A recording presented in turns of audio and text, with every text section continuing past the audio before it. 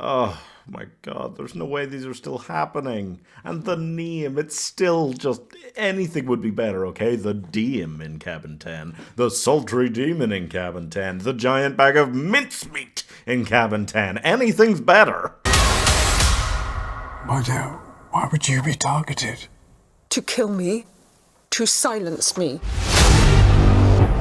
Strangers in the night. Dear Lord, yes, okay, gaslighting is a horrible problem women face every day, but are we going to ignore the fact that this genre of these kinds of films did start with Rear Window, where it's a man getting it doesn't matter, okay, well.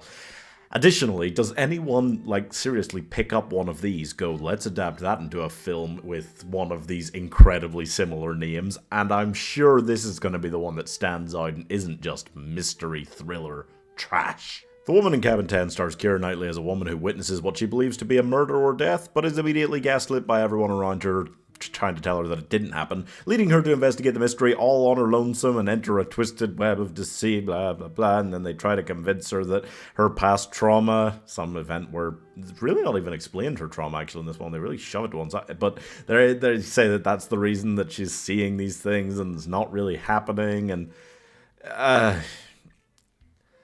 and in this one, it's Keira Knightley as the middle-aged, straight white woman seeing all of this. And this time it's on a boat. That's what makes it unique.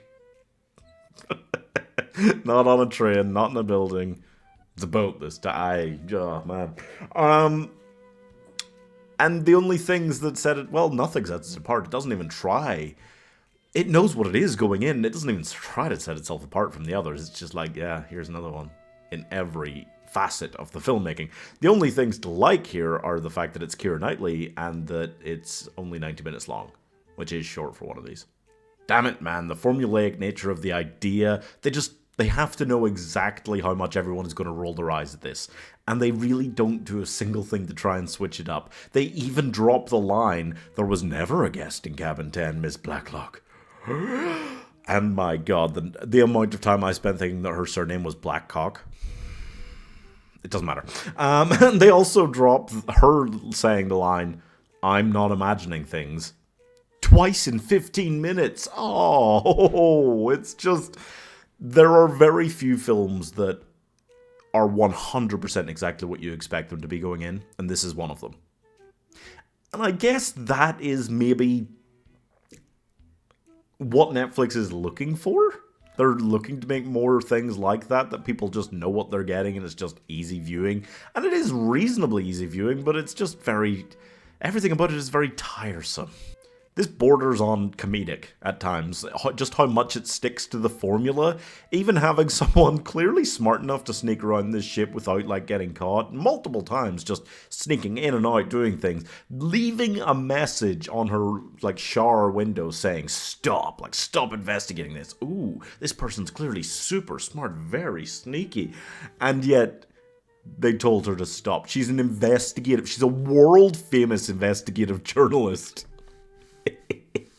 And that raises two issues for me with the logic of the film, because one, yeah, them telling her to stop and thinking that she's not going to figure out what's been going on here is nuts. It's so stupid.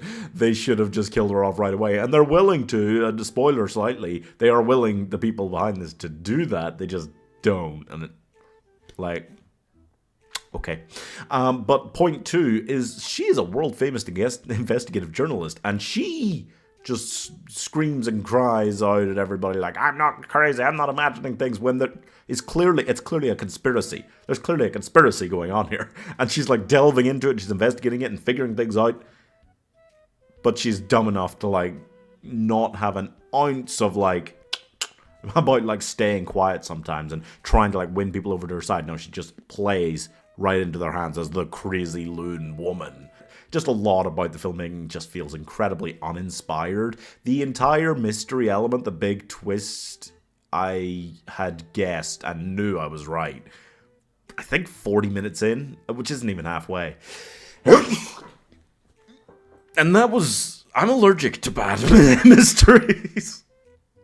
The whole thing just really does fall apart. And it's not it's not that there's any one particular thing that is gruesomely bad about it. It's just that the entire thing is just a very blasé attempt at doing exactly the thing you think they're going to do.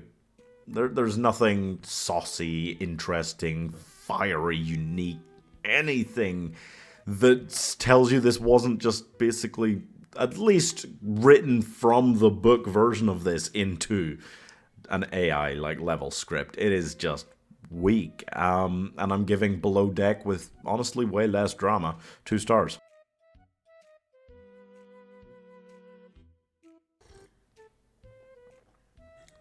But, like, there was, like, even though the murder... I don't want to spoil it too much, but even though the murder wasn't planned, there was a whole conspiracy thing going on here, and you invited the world... Well, supposedly a world-famous investigative journalist on board.